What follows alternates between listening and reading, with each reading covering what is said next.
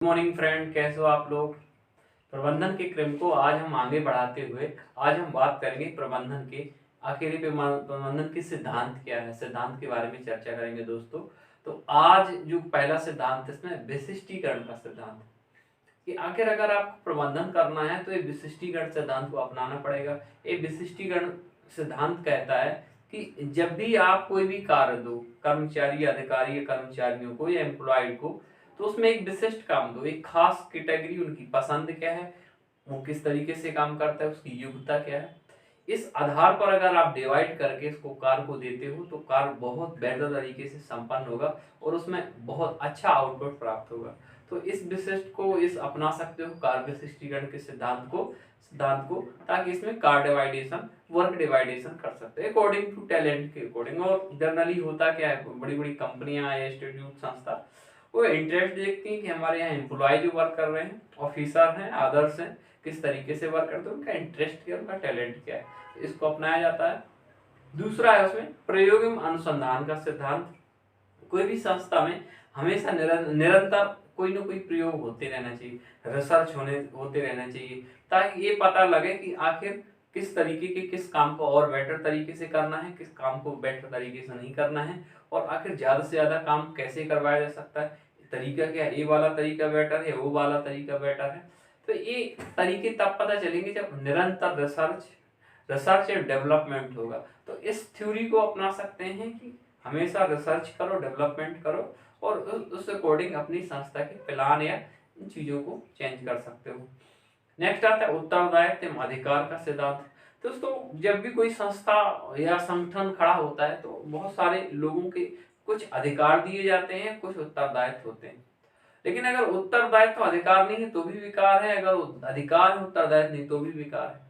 हमेशा उत्तरदायित्व के साथ अधिकार आते हैं और अधिकार के साथ उत्तरदायित्व। आखिर जो काम किया जा रहा है आखिर उसके अधिकार क्या है, वो किस तरीके से अन्य लोगों से काम करवाए, वो किस तरीके से आदेश दे, किस तरीके से, साथ में अगर कार्य है और कार्य की अगर कोई प्रॉब्लम होती है तो उसकी रिस्पॉन्सिबिलिटी क्या है, उस रिस्पॉन्सिबिलिटी को भी देना जरूरी है। क्योंकि अगर रिस्पॉन्सिबिलिटी नहीं होगी तो कार्य संपन्न नहीं होगा, कार्य में लापरवाही बरती जाएगी, कार्य को लेट होगा, कार्य में विदाउट रीजन के व्यय हो सकता है, बहुत सारी प्रॉब्लम हो सकती है। और साथ में अगर दायित्व दे दिया और राइट नहीं, कोई अधिकार नहीं है तो भी प्रेशर रहेगा कि सपोज हमारे पास राइट ही नहीं है लेकिन काम करवाना है तो भी काम नहीं हो सकता। इसलिए दोनों चाहिए, रिस्पॉन्सिबिलिटी चाहिए और साथ में राइट चाहिए। इस सिद्धांत को अपनाया जा सकता है। नेक्स्ट सिद्धांत आता है उद्देश्य का सिद्धांत। आखिर कोई संस्था है या संगठन है, आखिर उसके उद्देश्य क्या है और इन उद्देश्यों को ग्राउंड लेवल के जो एम्प्लॉई है उन सभी को मालूम होना चाहिए। छोटा से छोटा एम्प्लॉय हो, छोटा अधिकारी हो, मीडिएटर हो या कोई भी हो, इस संस्था के उद्देश्य मालूम होने चाहिए। क्योंकि अगर उद्देश्य नहीं होंगे तो आगे कैसे बढ़ेगा, काम कैसे होगा, इंटरेस्ट कैसे होगा, कैसे मैनेज होगा, कोऑर्डिनेशन कैसे होगा, ये समस्या है। तो हर किसी को पर्पज मालूम होना चाहिए, क्योंकि पर्पज मालूम होने के बाद जो वर्क है, वर्क की प्रोग्रेस स्पीड है वो अच्छी हो जाती है, क्लियरिटी भी बहुत ज़्यादा हो जाती है। तो इसलिए पर्पज बहुत ज़्यादा जरूरी है। उद्देश्य का सिद्धांत यहाँ पर लगा सकते हैं।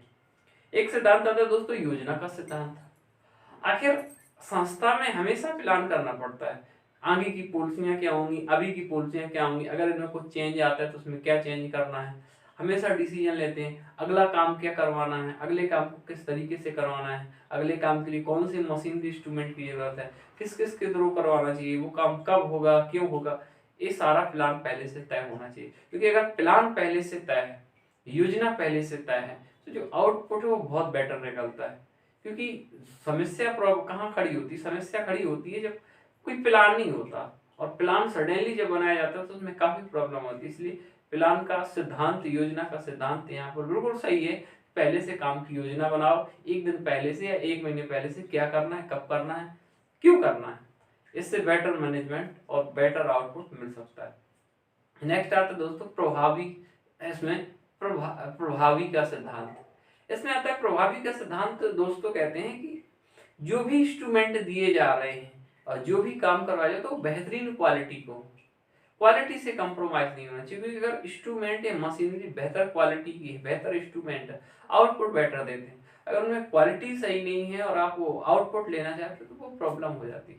कहीं ना कहीं जो भी इंस्ट्रूमेंट है, मटेरियल का इफेक्ट पड़ता है, क्वालिटी का इफेक्ट पड़ता है। क्वालिटी बेटर होगी तो काम जल्दी होगा, काम अच्छा होगा। इसलिए ये सिद्धांत पूरी तरीके सही है। ये किस तरीके से प्रतापी का सिद्धांत इसमें अपनाया जाए। नेक्स्ट सिद्धांत दोस्तों आता है इसमें कि अनुशासन का सिद्धांत।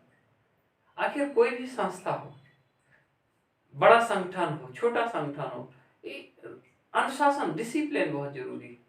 क्योंकि अनुशासन ही है जो फालतू के कामों से रोकता है, जो संस्था के उद्देश्य हैं उनके लिए प्रभावी पूर्ण बनाता है।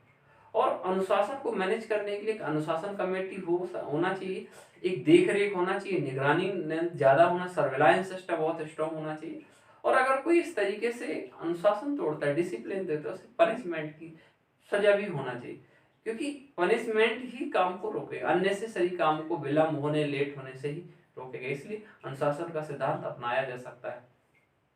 नेक्स्ट सिद्धांत आता है दोस्तों नीति निर्धारण का सिद्धांत। हमेशा संस्था में कोई ना कोई नीतियां बनानी पड़ती, प्लानिंग बनानी पड़ती, और जो बड़े बड़े अधिकारी हैं वो उनको हमेशा एक नीतियों का निर्धारण करना चाहिए, अपनी पॉलिसियां होना चाहिए, उन पॉलिसी पर वर्क करना चाहिए और उन्हीं पॉलिसियों को नीचे ग्राउंड तक भी लाना चाहिए। या आखिर हम इन पॉलिसियों को आधार बना के आगे बढ़ना है, इन पॉलिसियों को आधार बना के ये काम करना है, इन पॉलिसियों के अकॉर्डिंग हमें इस तरीके से प्रोडक्शन करना है, आउटपुट निकालना है। क्योंकि नीति निर्धारित होंगे तो जो हम टारगेट बना रहे हैं, संस्था के टारगेट उद्देश्य, उन टारगेटों तक पहुंचने में बहुत आसानी हो जाती है। इसलिए नीतियां बनाना बहुत ज़्यादा जरूरी, और ये नीतियों का काम टॉप लेवल के ऑफिसर ही बना सकते हैं और उसी लेवल पे ही बनाना चाहिए। नेक्स्ट सिद्धांत आता है दोस्तों समन्वय का सिद्धांत, कोऑर्डिनेशन सिद्धांत है, थ्योरी है कि कोऑर्डिनेशन बहुत जरूरी है।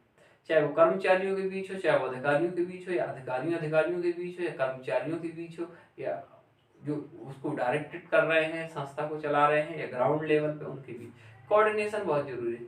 क्योंकि कोऑर्डिनेशन बिगड़ने से हमारा जो आउटपुट है, हमारा जो टारगेट है, वो काफ़ी लंबे हो जाते हैं, काफ़ी दूर हो जाते हैं, और साथ में हमारे रिसोर्सेस भी बहुत ज़्यादा एक्सपेंस होते हैं, फालतू की चीज़ में खर्च होते हैं। इसलिए कोऑर्डिनेशन बहुत ज़्यादा जरूरी है। ट्यून बराबर होना चाहिए कि अगर एक टीम ने यहाँ तक किया है तो दूसरी टीम आगे उसको बढ़ाए। और अगर किसी रीजन से कोई प्रॉब्लम होती है, जो मिडिल स्टेप है, अगर को कहीं प्रॉब्लम होती है तो उसको किस तरीके से डैमेज कंट्रोल करना है, किस तरीके से उसको आगे बढ़ाना, ये सारा कोऑर्डिनेशन होना बहुत जरूरी है। कोऑर्डिनेशन के लिए एक सक्षम अधिकारियों को होना बहुत जरूरी है, ताकि वर्करों से डायरेक्टली संपर्क में टॉप लेवल पे दोनों के बीच को एक बेहतरीन कड़ी कर सके, ताकि ज़्यादा से ज़्यादा लक्ष्य प्राप्त कर सकें, आसानी से हम टारगेट को अचीव कर सकें। नेक्स्ट सिद्धांत आता है दोस्तों नियंत्रण का सिद्धांत। आखिर नियंत्रण बहुत जरूरी है। कोई भी संस्था हो उसमें अपने नीचे के अधिकारियों पर कितना नियंत्रण होना चाहिए, कितने अधिकारियों पर नियंत्रण होना चाहिए, अधिकारी का कर्मचारी पर कितना नियंत्रण होना, ये बहुत जरूरी है। क्योंकि नियंत्रण से आप एक गाइडेंस कर सकते हो, उचित मार्गदर्शन दिखा सकते हो। तो इसलिए क्लियर कट करना चाहिए, इतने नियंत्रण में होना चाहिए, इससे नीचे आपके अधिकारी होंगे, इससे ही नहीं होंगे। तो एक प्रभावी नियंत्रण होना बहुत जरूरी है।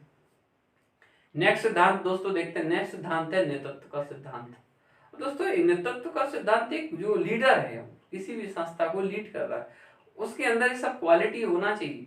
बेटर कम्युनिकेशन करे, सभी अधिकारियों को भरोसे में ले, कर्मचारियों से काम कैसे निकालना है, सबको लेके चलना है, बैलेंसेबल अप्रोच कैसे बनाना है, ये नेतृत्व बहुत जरूरी है। एक नेतृत्वकर्ता बहुत अच्छा बोलने वाला, नॉलेजेबल पर्सन, दूसरे को समझने वाला, दूसरे के अंडरस्टैंडिंग समझने वाला, और रिसोर्सेस को सही ढंग से सही टाइम पे यूटिलाइजेशन करने वाला होना चाहिए। तो एक लीडरशिप जरूरी है। कोई भी संस्था बहुत जल्दी ग्रो करती है या आगे बढ़ती है अगर सही तरीके से लीडरशिप हो। अगर लीडरशिप सही नहीं है तो काफ़ी समस्याएं होती हैं, कोऑर्डिनेशन बिगड़ता है, लीडरशिप की प्रॉब्लम हमेशा होती रहती है। इसीलिए कहा गया है कि किसी भी प्रबंधन में एक बेहतरीन लीडर होना एक सफलता की कुंजी है। और आधा टारगेट तो हम तभी अचीव कर लेते हैं जब एक बेहतर लीडर। नेक्स्ट सिद्धांत दोस्तों कहता है आदेश की एकता। आखिर जो आदेश दिया जा रहा है वो एक ही जगह से, ऐसा नहीं बीच बीच में कोई भी आदेश दे दे, क्योंकि आदेश अगर डिफरेंट जगह से आ रहे हैं तो कंफ्यूजन क्रिएट होगी, मिसअंडरस्टैंडिंग क्रिएट होगी, और मिसअंडरस्टैंडिंग क्रिएट होने की वजह से बहुत सारी प्रॉब्लम होगी। इसलिए जो भी ऑर्डर आते हैं, जो भी नीचे के लेवल पे मैसेज फॉरवर्ड किया जा रहा है, वो एक ही जगह से आना चाहिए, एक ही अधिकारी के अंडर में आना चाहिए, ताकि समझने में प्रॉब्लम ना हो, मिसअंडरस्टैंडिंग ना हो।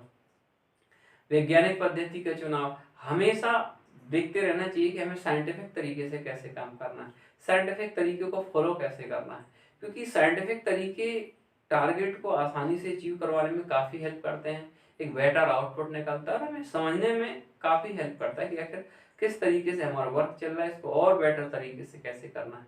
तो दोस्तों ये ओवरऑल प्रबंधन के सिद्धांत हैं। उम्मीद करता हूँ कि आपको क्लियरिटी हुई होगी। नेक्स्ट वीडियो के लिए बहुत बहुत धन्यवाद।